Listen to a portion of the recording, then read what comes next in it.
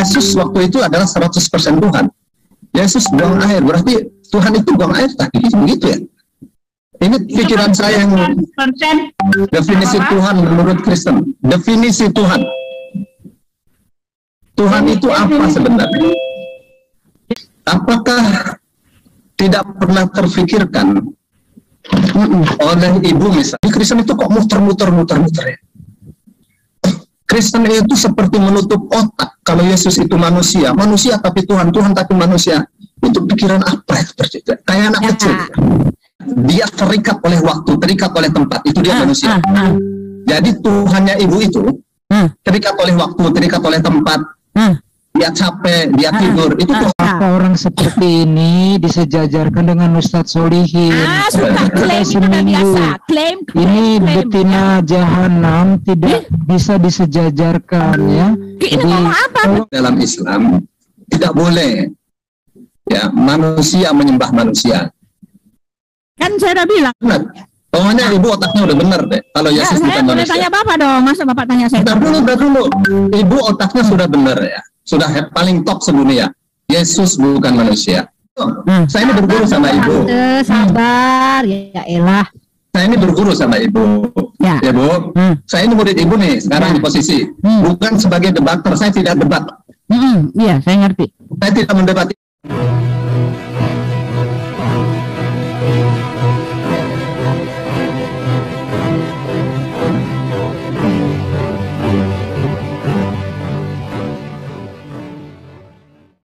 Assalamualaikum warahmatullahi wabarakatuh. Innal hamda wa syukrulillah nahmaduhu wa nasta'inu wa nastaghfiruh wa na'udzubillahi min sururi anfusina wa min sayyiati a'malina may yahdihillahu fala mudhillalah wa may yudlil fala hadiyalah.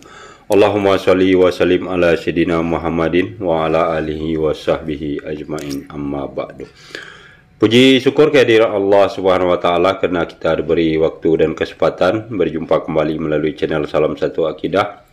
Semoga kita semua dirahmati Allah dan diberi kekuatan serta keteguhan hati di dalam iman Islam untuk terus meningkatkan iman serta ketakwaan kita kepada Allah Subhanahu wa taala. Baiklah saudaraku semuanya, pada kesempatan kali ini saya akan menampilkan sebuah diskusi yang sangat menarik ya, antara Ustadz Solihin dengan Bu Uti Watimena. Nah, seperti video sebelumnya atau di debat-debat sebelumnya, Bu Uti Watimena ini akan selalu menjerocos dan banyak bicara ya dengan lawan debatnya. Namun ketika berhadapan dengan seorang ustadz yang murni dan mengusung ajaran Islam yang murni ya, tanpa dicampuri dengan menggunakan atau mengutip-ngutip ayat Bible. Di sini sangat kelihatan Bu Uti Watimena seperti banyak terdiam ya, dan kesulitan untuk menjawab pertanyaan dari Ustadz Solihin. Nah, bagaimana keseruannya diskusi ini nanti kita akan saksikan bersama. Namun sebelumnya saya mengucapkan terima kasih yang setinggi-tingginya kepada saudaraku semua yang sudah mendukung channel ini dengan subscribe. Juga yang baru bergabung, jangan lupa subscribe, like, serta di-share. Begitu juga kita dukung channel dakwah lainnya ya, terutama kita dukung channel yang tergabung di dalam ZCC ya, untuk terus berdakwah menyampaikan syiar Islam guna membentengi umat dari upaya pemurtatan serta penangkalan akidah umat Islam. Langsung saja kita simak videonya. Selamat menyaksikan.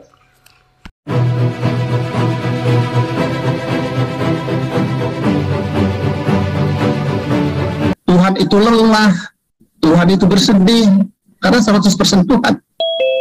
Yesus waktu itu adalah 100% Tuhan. Yesus buang air, berarti Tuhan itu buang air tadi, begitu ya? Ini pikiran saya yang 100% Tuhan, 100% manusia, Pak. Tadi kan bilangnya gitu. Kalau dia buang air, sebagai manusia dia buang air. Iya, jadi bukan Tuhan waktu dia buang air. Ya ada dua kan, sebagai manusia dia buang air. Saya ngerti. Ya, nggak ngerti Tapi saya. seperti Tuhan dia nggak buang air. Ya, saya tahu dari lama itu begitu. Saya tahu dari lama itu. Ya.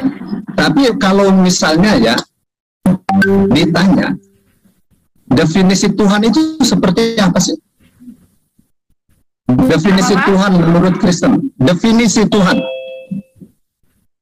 Tuhan itu apa sebenarnya?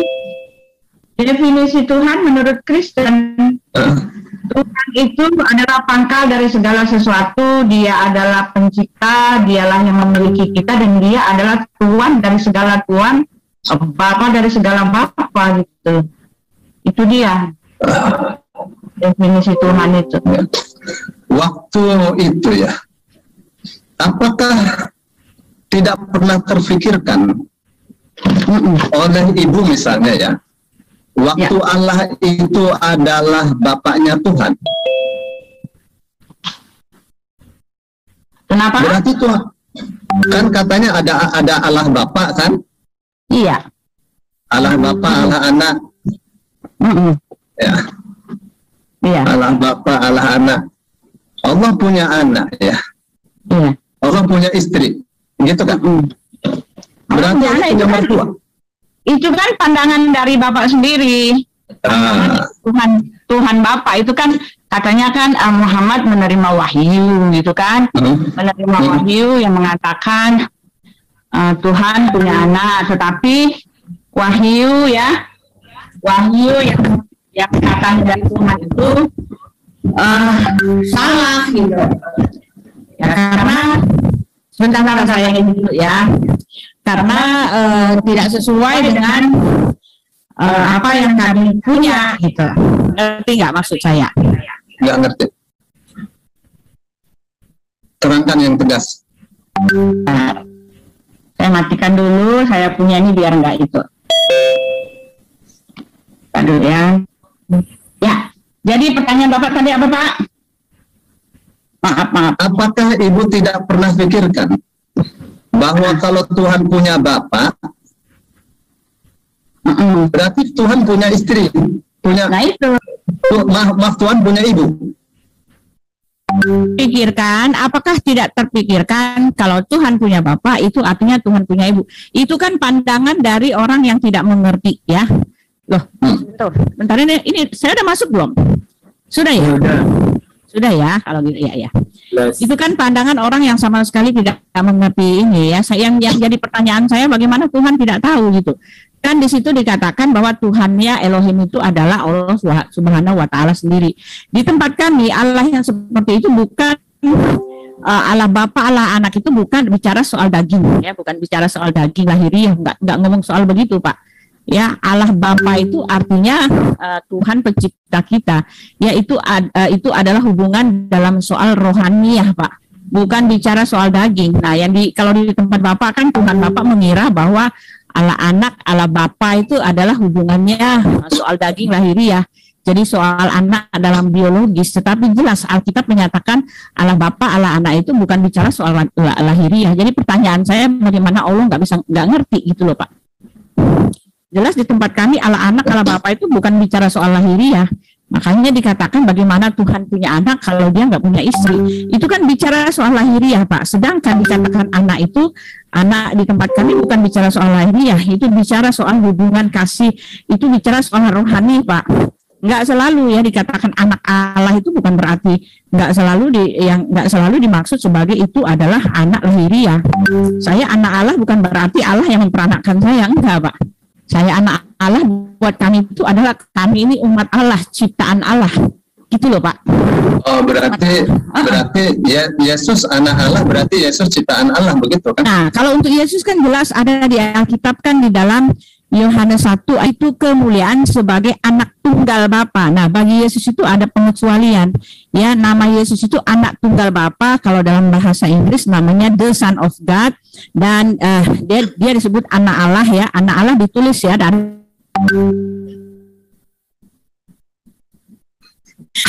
A-nya itu huruf besar, Allah-nya juga huruf besar, atau Mesias. Nah itulah ya, itu tipikalnya buat Yesus. Tetapi kalau buat kami, anak Allah buat kami ini ditulis dalam huruf kecil, artinya adalah umat Allah. Kami ini adalah the children of God, anak-anak Allah atau umat-umat Allah. Tetapi bagi Yesus, dia adalah anak Allah Mesias, anak Allah yang hidup gitu loh. Itu dia, yang artinya firman itu telah menjadi manusia gitu loh Pak. Gitu Pak. Iya. Nah, bingung kan? Enggak bingung. Saya udah tahu sejak lama begitu. Ya, lalu bagaimana? Ayo, katanya lebih pintar dari saya. Ayo, tunjukkan kepintaranmu. Ayo, bagaimana? Begini ya. Di dalam bahasa Arab itu Tuhan pakai huruf kecil, huruf besar, nggak ada huruf kecil, huruf besar itu. Ya. Itu manusia saja bikin huruf kecil, huruf besar. Ya. Bagaimana kalau Yesus ditulis anak Allah tapi Allahnya kecil itu?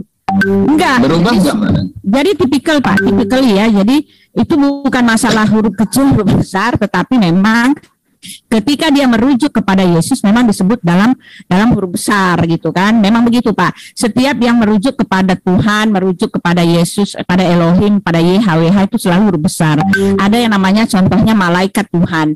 Malaikat itu ditulis huruf besar M, itu kalau dibilang malaikat Tuhan itu artinya Tuhan yang memanifestasikan dirinya dalam wujud seorang malaikat. Nah, kalau ditulis anak huruf kecil itu anak Tuhan atau anak Allah itu artinya kami, umat Allah ya. Tetapi kalau ditulis dalam huruf besar, A-nya huruf besar itu artinya anak Allah itu artinya merujuk kepada Yesus. Nah, rujukannya itu Pak, rujukannya itu yang dilihat, bukan dalam soal huruf kecil huruf besarnya gitu. Rujukannya itu Pak. Saya mengikuti ceramah Kristen dalam bahasa Arab ya. Karena saya mengerti bahasa Arab dari Mesir, ya, dari Dubai, dari Mesir paling banyak. Hampir setiap malam saya ikuti. Tapi mereka itu terang-terangan ya bahwa Bunda Maria itu ibunya Tuhan. Terang-terangan betul. Jadi Bunda Maria itu adalah Ummul Ilah, bapaknya, ibunya Tuhan. Jadi Allah itu bapaknya Tuhan, Bunda Maria ibunya Tuhan. Jadi terjadi pernikahan itu antara Allah dengan Maryam. Jadi terjadi pernikahan sehingga melahirkan anak. Kenapa demikian? Karena mereka memahami bahwa dalam diri Allah itu ada unsur manusia, sebagaimana dalam Yesus ada unsur Tuhan. Itu ya, jadi itu yang berbeda ya, yang saya pahami dari ibu bicara dengan yang saya pahami dari bahasa mereka yang secara terang-terang. Itu makanya orang-orang Arab pada tertawa ya, karena katanya ibunya Tuhan, ini bapaknya Tuhan, ini ibunya Tuhan, nanti Tuhan punya kakek Yesus ya, si Bunda Maria punya bapak itu punya ibu itu kakeknya Tuhan, ibunya Tuhan. Neneknya Tuhan.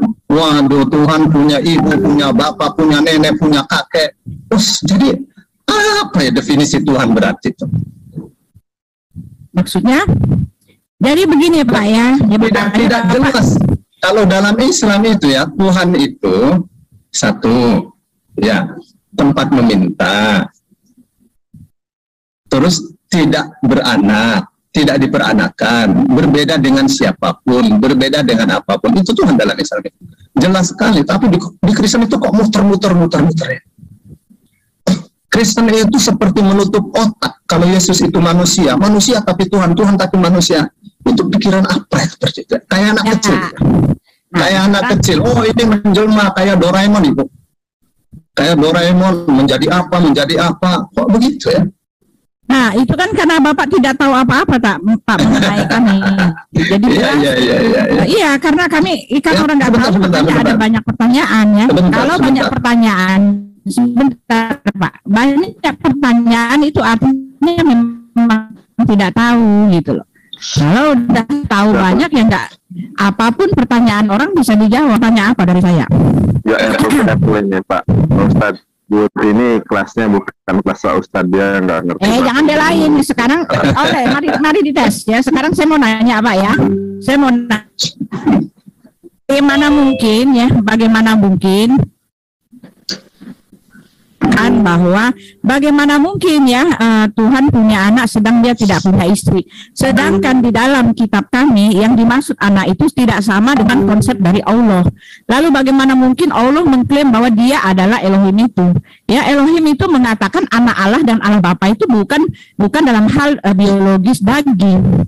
Lalu bagaimana mungkin dia mengatakan bahwa dia itu adalah Tuhan kami, sedangkan dia sendiri tidak tahu konsep anak Allah dan Allah Bapa itu, Pak. Pertanyaan saya itu gitu, bagaimana, Pak?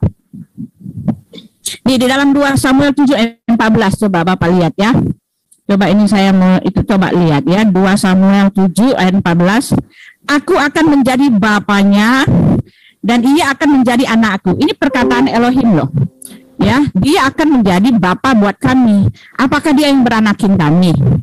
Ya, apakah dia beranakin kami? Enggak, ini di dalam kitab perjanjian lama. Lalu Allah nggak tahu gitu loh, Pak. Bagaimana mungkin dia nggak tahu? Ya, ini sekali, coba ya saya buka yang jelas nih ya. 2 Samuel 7 ayat 14. Tolong dibuka deh. Itu tolong dibuka. Saya nggak bisa nge-share di sini kalau Zoom saya nggak terlalu ngerti. Kalau saya bukakan di sini ya. Baca saja. 2 Samuel 7 ayat 14. Di sini hurufnya kecil sekali sih ya.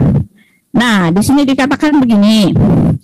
Aku akan menjadi bapaknya dan ia akan menjadi anakku. Apabila ia melakukan kesalahan, maka aku akan menghukum dia dengan rotan yang dipakai orang dan yang dengan pukulan yang diberikan anak-anak manusia. Nah, itu ya, Elohim menghukum dengan apa dia katakan? Apakah betul dia merotan gitu kan?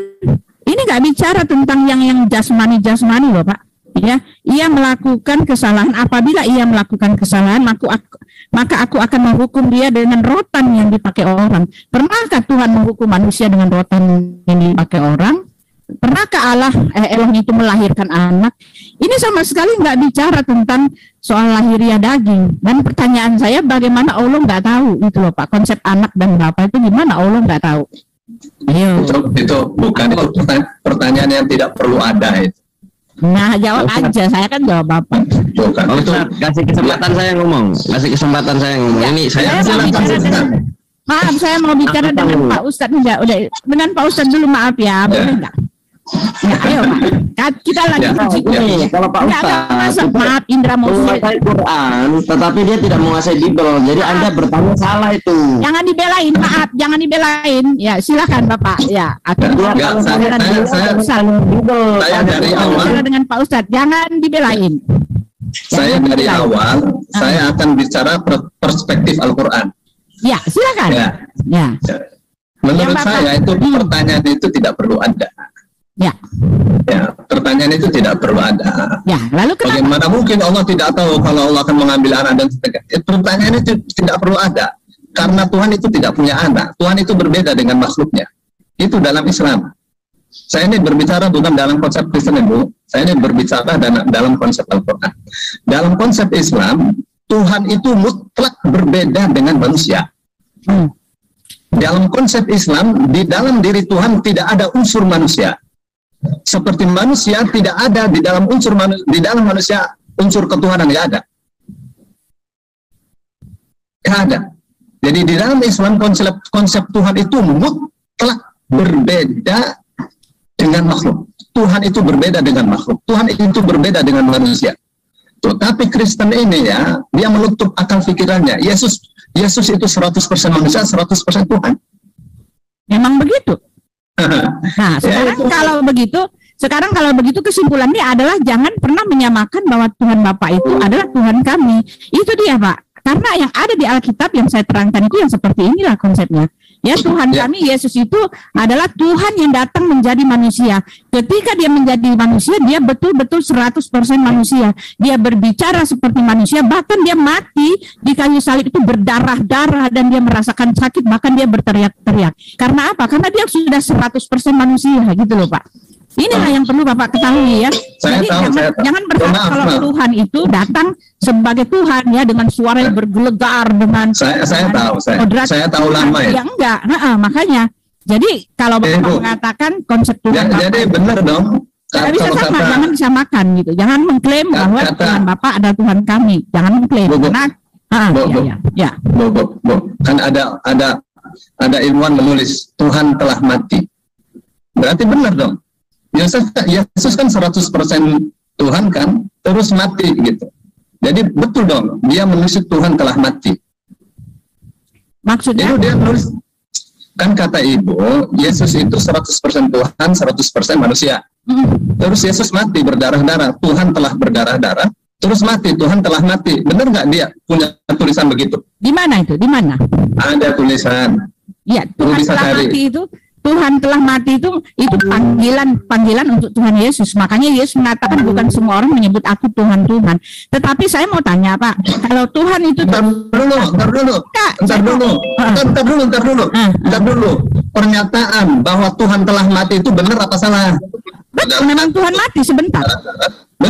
Jadi kalau Tuhan mati, buat apa Tuhan mati itu nggak ada gunanya. Kita mau minta apa kepada Tuhan yang sudah mati? Maaf Pak, jangan pura-pura nggak tahu ya. Yang Bapak bilang Tuhan mati itu dia hidup lagi loh Pak.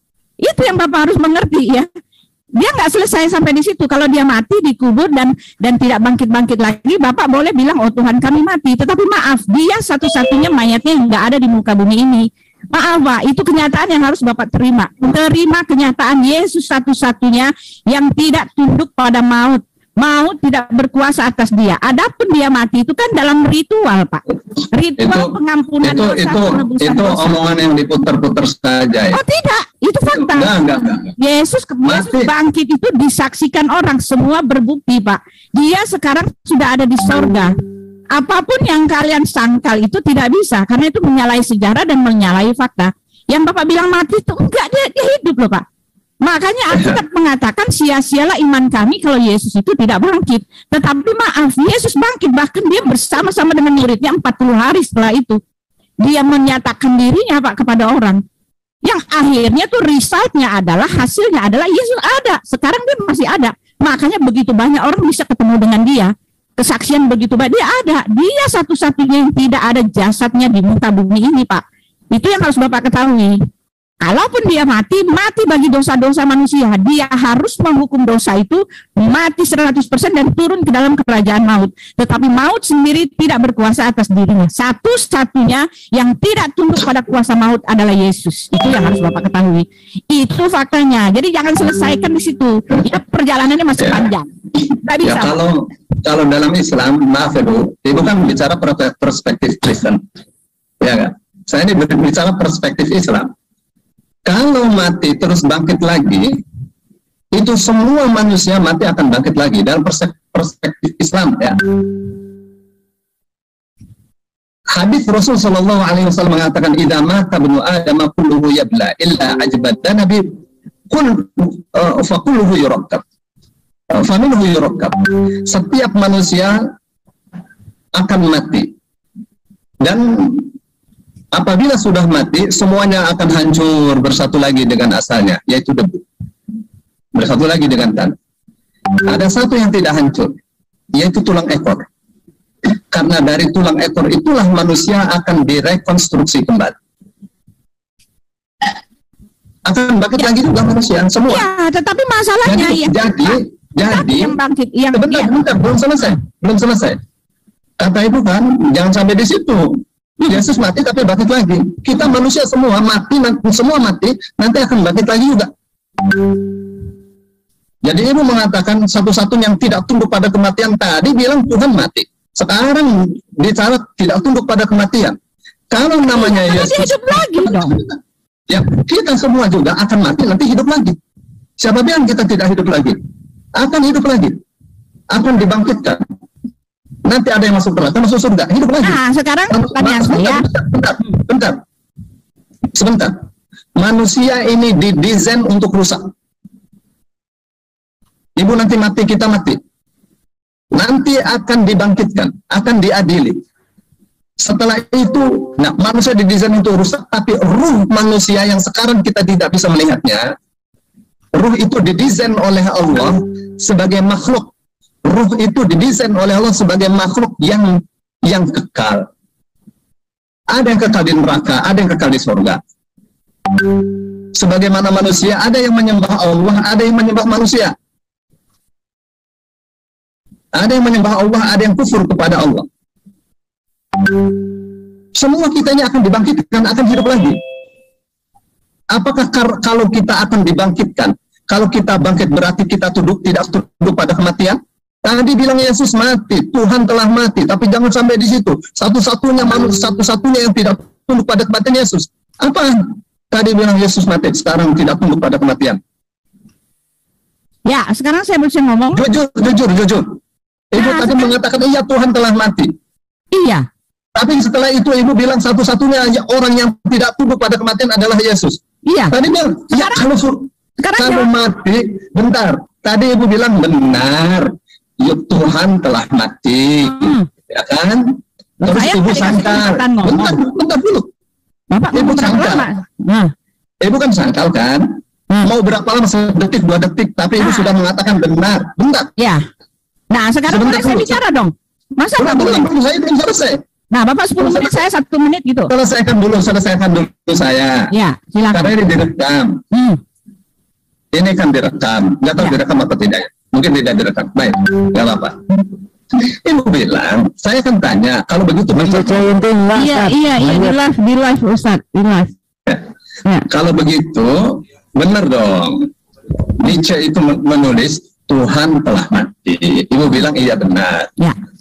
Saya bilang kalau begitu Tuhan mati. Buat apa kalau Tuhan mati? Itu terus ibu menangkal lagi.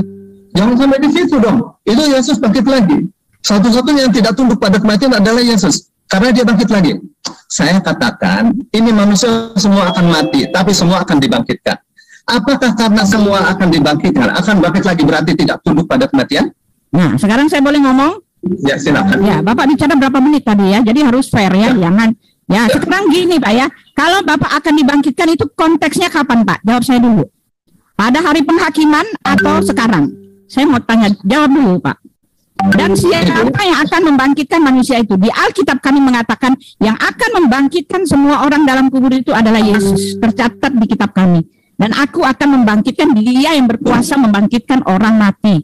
Ya, dan itu konteksnya adalah ketika mereka sudah di dalam kubur, sudah menjadi tulang belulang ya, bukan dia bangkit, tetapi dia sudah jadi tulang belulang, dan itu ada konteksnya pada masa mereka akan dihakimi ya, di hari penghakiman nanti, di hari-hari terakhir nanti. Ini konteksnya semua orang dibangkitkan itu karena mereka akan menghadapi penghakiman, bukan karena seperti Yesus. Dan yang membangkitkan itu adalah Yesus sendiri. Mari kita baca Yohanes 6 ayat 40. Ya, saya bacakan. Yang membangkitkan pada akhir zaman itu siapa? Kalau Yesus yang berkuasa membangkitkan orang pada akhir zaman, siapa Yesus itu? Bentar ya. Yohanes 6 ayat 40. Ya, silakan. Saya bacakan dulu. Saya pakai dalil loh, Pak. Bapak enggak loh dari tadi. Ya. Yohanes 6 ayat 40. Sekarang kalau memang dia akan dibangkitkan, tolong tunjukkan kepada saya ya. Kalau Yesus itu hanyalah manusia biasa, tolong tunjukkan kepada saya Nabi Muhammad berkuasa membangkitkan umatnya pada akhir zaman. Kalau dia memang sekelas Nabi gitu ya. Dibaca tadi Yohanesnya. Yohanes, aduh lah ini ayatnya antar Alkitab saya, mau pakai ini aja dulu. Alkitab saya hilang itu ayat 6-nya. Sebentar, ini ada 2 kebetulan ya. Ya, ada pengesahan. Sekarang siapa yang berkuasa membangkitkan orang pada akhir zaman? Kalau Bapak masih mengelak, ya itu urusan sendiri. Ya. Ayat 40 ya, ayat 40. Ya, Yesus mengatakan seperti ini ya.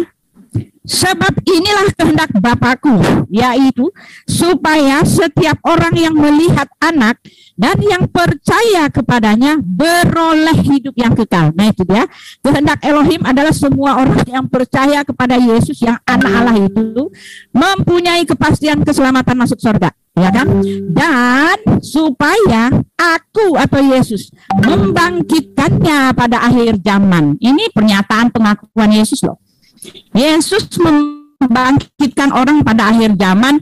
Dia tidak bisa Bapak kategorikan sebagai orang yang sama dengan kita, karena dialah yang akan membangkitkan gitu loh. Nah ada lagi ayatnya ya itu loh.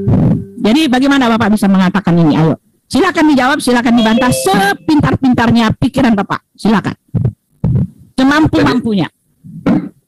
Jadi kalau Yesus yang membangkitkan, berarti Tuhan Allah Bapa kalah sama Yesus ya? Lebih kuasa Yesus daripada Allah. Allah, Pak.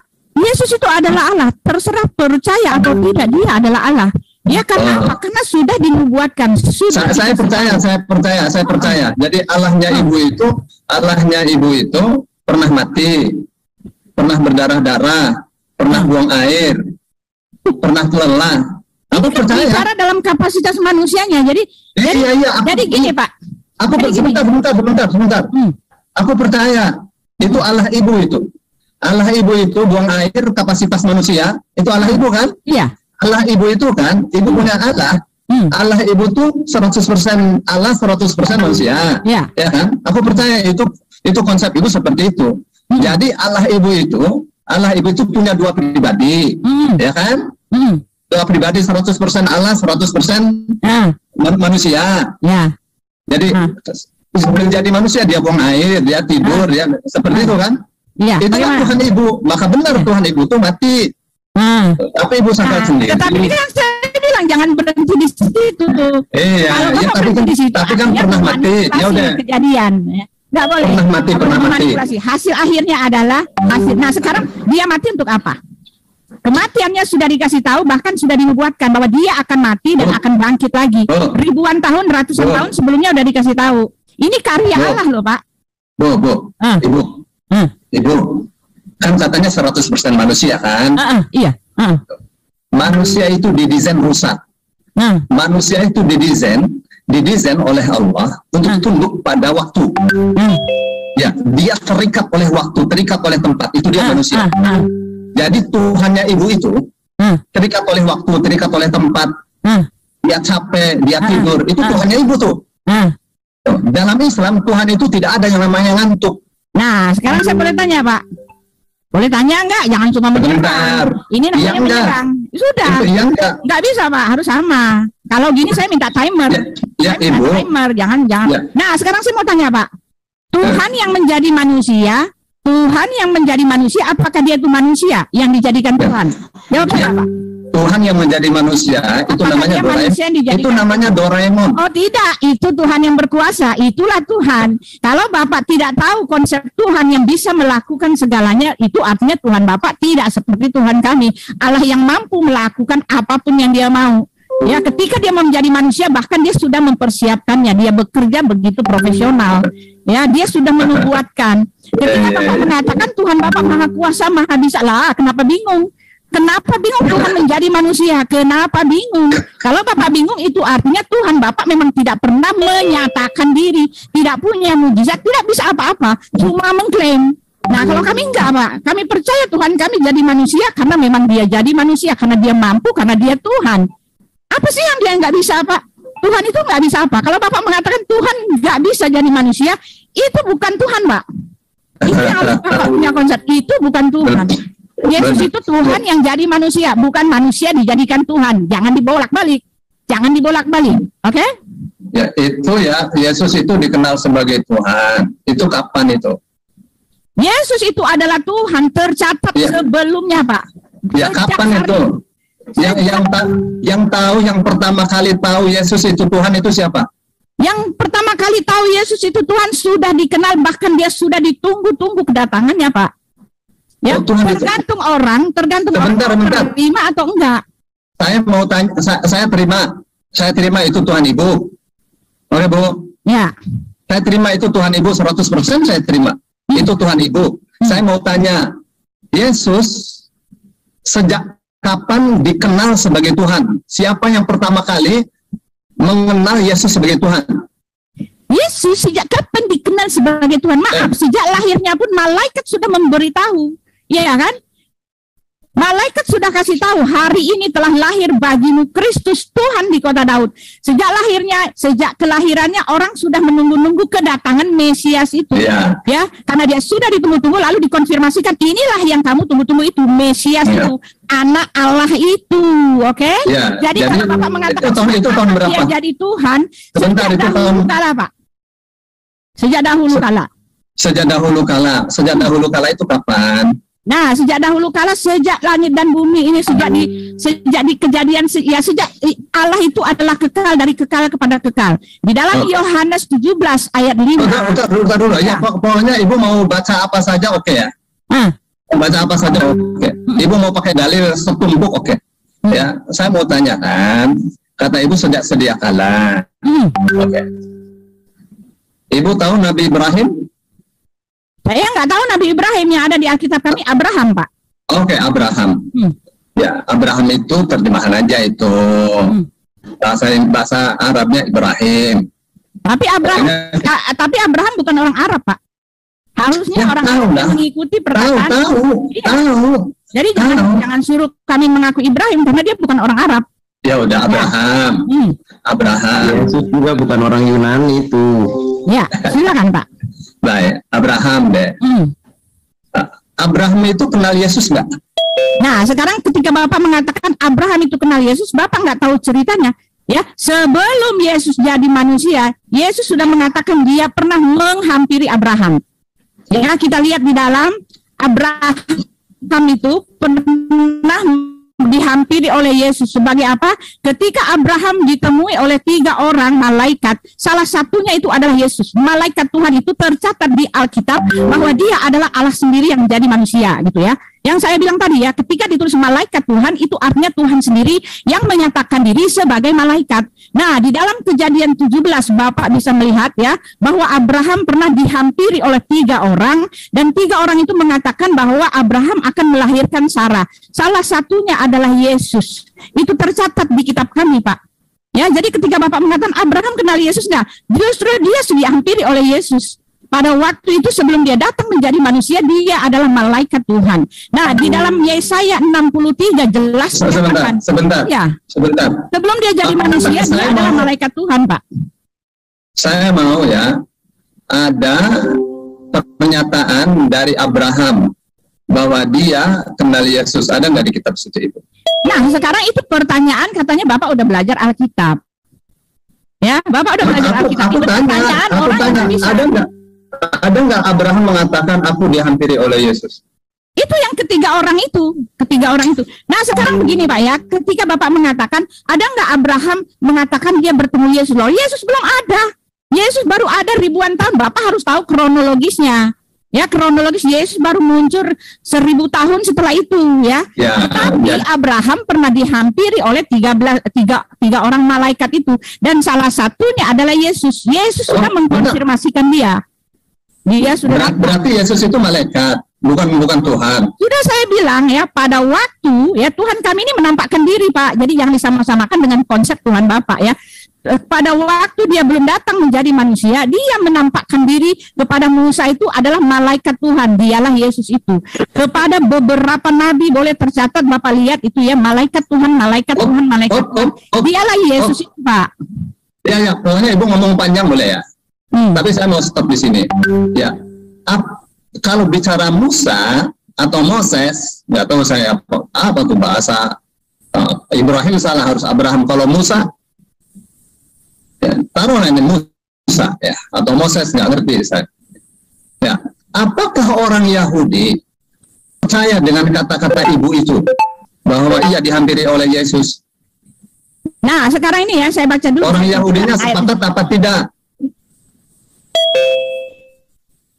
Orang Yahudinya sepakat apa tidak? Apakah itu hanya kata orang Kristen saja? Saya mau kasih tahu kepada Bapak. Orang Yahudi menolak Yesus itu, Pak. Ya, tetapi kenyataannya orang Yahudi memang menunggu-nunggu kedatangan Mesias itu, ya. Mereka menunggu-nunggu kedatangan anak manusia itu, ya. Tetapi yang menjadi masalah, mereka menolak Yesus. Kenapa? Karena mereka tidak mau Yesus itulah yang merupakan penggenapan. Tetapi yang dikatakan oleh para rasul, Yesuslah itu yang menggenapinya. Oleh sebab itu Yesus mengatakan, aku datang bukan untuk meniadakan hukum Taurat, tetapi untuk menggenapinya. Yesuslah yang menepati semua nubuat-nubuat di dalam kitab Perjanjian Lama yang mengatakan bahwa Elohim itu akan datang menjadi penebus, akan mati dan akan bangkit lagi. Dia akan menjadi manusia. Orang Yahudi tahu itu. Yang menjadi masalah mereka hanya menolak kalau Yesuslah yang dimaksud itu. Itu masalahnya, Pak, sampai sekarang. Tetapi kalau bicara tentang Mesias, bicara tentang anak Allah, sampai sekarang mereka masih menunggu-nunggu. Baik. Itu loh, Pak. Baik, mohon maaf Ustadz, mohon maaf sekali lagi Ustadz. Buti begini Buti, karena kebetulan hari ini juga sebenarnya jadwal Ustadz ada kajian begitu ya Buti ya. Jadi tadi apa namanya kan sambil menunggu partner Buti ya datang ya. Udah datang belum? Saya belum cek ini. Namanya siapa? Nama apa ya? Sebentar. Iya, ada nama di situ. Ada namanya di situ, dia katanya pakai nama yang lain gitu. Nah, kalau nama yang sesuai dengan yang diinfokan ini belum ada Buti. Tolong bersuara aja, minta bersuara aja. Pak M. Febriansyah mungkin sudah ada di sini, bisa speak up. Pak M. Febriansyah. Pak Febriansyah. Terlalu berat nanti lawannya, soalnya lawannya adalah trayek. Kalau terlalu berat aku tidak diberhentikan. Seru ya. Enggak ada yang berhentikan, Bu. Sebentar, Bu. Karena nanti jangan Bu, ya terus dong. Sabar. Sudah psikologis. Itu psikologis. Aku nih orang psikologi, aku tahu ya. Jadi jangan sebentar dulu. Kita tanya aja dulu Ustadz Solihin. Ustadz Solihin mau diteruskan nggak sama Ibu Uti? Iya, ayo jatuhkan saya. Nggak bisa. Dari tadi aku jawab semua pertanyaan. Nggak usah lah, jangan. Bapak nggak satu bisa menjatuhkan saya. Nggak bisa. Apa orang seperti ini disejajarkan dengan Ustadz Solihin? Sudah klaim itu udah biasa. Klaim. Ini betina jahanam tidak bisa disejajarkan ya. Ini ngomong apa? Betina jahanam. Ini apa-apaan ini ngomong ini pelecehan loh. Nggak boleh saya. Jangan disejajarkan. Apapun saya nggak akan pernah melecehkan kalian loh. Kita bicara ideologi. Bapak mentalnya rendah banget. Bagaimana bisa begini aja Bapak mengatakan saya betina jahanam? Sakit hati ya Pak ya, sakit hati ya. Kita bicara ideologi, mau perang-perangan ideologi, tapi jangan menghina fisik, nggak boleh. Saya tanyain dulu Buti ya, saya tanyain dulu Buti ya. Saya tanyain dulu ya Buti ya. Ayo silakan kepada moderator. Silakan kepada moderator, dalam hal ini adalah Bang Tony, pejuang tauhid ya. Buti, saya tanyain dulu ya. Nah, ini sampai boleh dong ngomong gitu. Saya apain kamu? Baik. Jahanam itu jahat sekali loh. Sebentar, saya mau bicara. Islam itu mengharamkan penghinaan. Nggak boleh dong. Iya. Ibu benar. Saya mau katakan ya. Sejak Nabi Muhammad di Mekah. Bentar. Ibu bicara sama saya enak kan? Iya. Iya, benar. Saya mau kasih tahu Ibu ya. Dan kawan-kawan semua. Nggak boleh lah gitu-gitu. Satu-satunya ajaran Islam yang secara mutlak mengharamkan kepada siapa saja untuk siapa saja adalah penghinaan. Satu itu.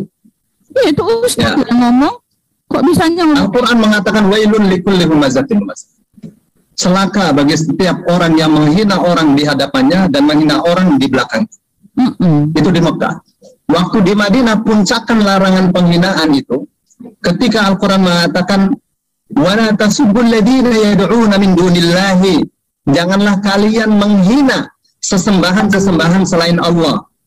Kenapa? Karena sesembahan-sesembahan selain Allah tidak punya salah. Batu disembah, batu tidak salah. Yang salah orang yang menyembahnya. Kenapa batu disembah? Jangan pernah menghina orang yang menyembah manusia, siapapun manusia itu. Ada orang menyembah manusia, siapapun manusia itu, dengan apapun mereka mempertahankan ideologinya bahwa manusia ini adalah Tuhan yang menjelma menjadi manusia dan seterusnya, jangan pernah dihina. Karena yang dia sembah tidak pernah bersalah. Yang salah itu orang yang menyembah manusia. Tuh. Jangan pernah menghina sesembahan mereka. Sesembahannya jangan dihina, yang menyembahnya jangan dihina. Sesembahnya saja jangan dihina. Apalagi yang menyembahnya. Kenapa? Karena efeknya adalah fayasubbullaha adwan bighairi ilm. Karena orang-orang yang menyembah selain Allah akan menghina Allah dengan permusuhan dan tanpa ilmu pengetahuan. Ya, saya sangat menghormati penuh Ibu Uti Watimena. Saya hormat penuh. Apapun yang Ibu katakan itu adalah kebenaran yang Ibu yakini. Ya, yang menurut kami itu sebuah kesesatan. Tapi kami bukan menghina. Bukan menghina. Bukan saya tidak tahu ya, Injil saya baca, Injil versi Arab. Tapi saya mau, Ibu versi Kristen dan saya versi Islam. Itu. Ya, Ibu kasih tahu kepada saya macam-macam, saya kasih tahu kepada Ibu. Supaya ini dijadikan bahan perbandingan. Ya, kalau dalam Islam tidak boleh ya manusia menyembah manusia. Kan saya udah bilang, Pak. Jadi pernyataan Bapak salah. Ketika Tuhan datang menjadi manusia dan sekarang sudah kembali ke sorga, Bapak masih bilang itu manusia. Sekarang Yesus sudah bukan manusia lagi loh, Pak. Walaupun dia datang hanya beberapa saat itu dalam tujuan tertentu, jangan Bapak bilang dia itu adalah manusia. Dia memang manusia menjadi manusia, tetapi dia itu adalah aku dia bangkit ikan goreng manusia apa itu Tante? Baik, sebentar. Mantap. Pokoknya iyalah Yesus bukan manusia. Ya, sekarang saya mau tanya Pak. Ini soal pertanyaan. Tanya kepada Pak Ustadz. Ya, pokoknya saya siap. Ya, oke. Ya. Boleh Yesus ya, Pak? bukan manusia. Boleh saya tanya. Ya, nah sekarang bentar dulu. Ibu saya sudah sepakat ya. Iya, Yesus bukan manusia. Udah, benar. Pokoknya Ibu otaknya udah benar deh. Kalau Yesus bukan manusia. Saya boleh tanya Bapak dong. Masa Bapak tanya saya? Bentar dulu. Ibu otaknya sudah benar ya. Sudah paling top sedunia. Yesus bukan manusia. Kami menyebut Yesus itu anak Allah, Pak. Itu ada dua pernah datang menjadi manusia. Pokoknya Yesus bukan manusia. Ini namanya memframing, mengarah-arahkan jawaban saya. Dia kan anak Allah yang pernah hadir menjadi manusia. Saya nggak bisa diarahkan, Pak. Aku nggak akan bicara apa yang saya tahu. Jadi nggak ada yang bisa yang Ibu tahu. Dengarkan dulu itu ustadznya bicara. Saya kan sudah iya. Pokoknya sepakat. Yesus itu Tuhan. Ya, sepakat. Yesus itu Tuhan menurut Ibu. Yesus itu bukan manusia. Saya sepakat. Yesus itu anak Allah. Karena anak Allah maka Yesus bukan manusia. Nah, sekarang gini, supaya Bapak nggak bingung. Belum. Supaya Bapak nggak bingung, ya. Silakan lanjut aja. Omongan saya ini benar apa tidak?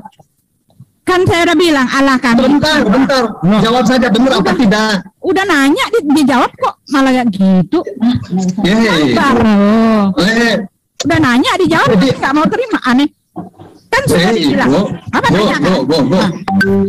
Saya katakan, saya ini pengen bikin kesimpulan. Nanti Ibu bilang, Ustadz kesimpulannya salah, Ustadz kesimpulannya benar. Cuma itu saja. Saya punya kesimpulan dari Ibu yang Ibu terangkan. Saya ini cuma belajar saja sama Ibu. Ya, oke. Saya ini hanya belajar sama Ibu, berguru sama Ibu. Ya, nah sekarang gini Pak. Ya, sekarang belum. Saya ini berguru sama Ibu. Sabar, ya elah. Saya ini berguru sama Ibu, ya Bu. Saya ini murid Ibu nih sekarang di posisi, bukan sebagai debater. Saya tidak debat. Iya, saya ngerti. Saya tidak mendebat Ibu, bukan kelasnya. Ibu lebih tinggi dari saya. Ya, boleh. Ya. Tapi tunjukkan tunjukkan kualitasmu. Jangan asal mengklaim. Enggak. Gantian bicaranya, telinga kita sakit. Ini pakai handset, ngomongnya rebutan. Aduh, yang ngebelain ya masa nggak? Iya, ini kan itu perempuan, masa laki-laki mentang-mentang perempuan bisa ngomong cocos. Silahkan ustadznya ngomong dulu, dengarkan dulu. Kalau nanti mau disanggah. Ya, kalau mau ya dibiarin dulu. Lanjut. Bentar dulu, Buti dari tadi nyerocos nggak pernah dipotong sama Ustadz Solihin. Ketika Ustadz Solihin menjelaskan, Buti siapa nggak pernah dipotong? Makanya, saya nggak bisa diam. Moderator, serahkan ke moderator aja. Halo. Orang aja satu orang. Bro Dedi. Bro Dedi.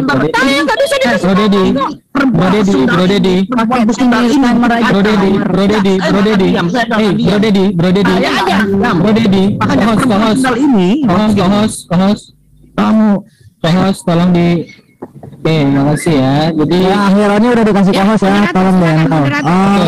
Ini aku ada bentar Bunti dikit. Buti dan siapa yang berdialog Ustadz Solihin ini, masya Allah. Ini mohon mematuhi apa yang diarahkan moderator ya. Tafadhol lanjut. Ya, silakan moderatornya. Oke, begini. Pakai timer aja. Iya, timer aja Pak, supaya biar kemanapun pakai timer itu jauh lebih baik gitu. Silakan pakai timer. Oke, baik begini.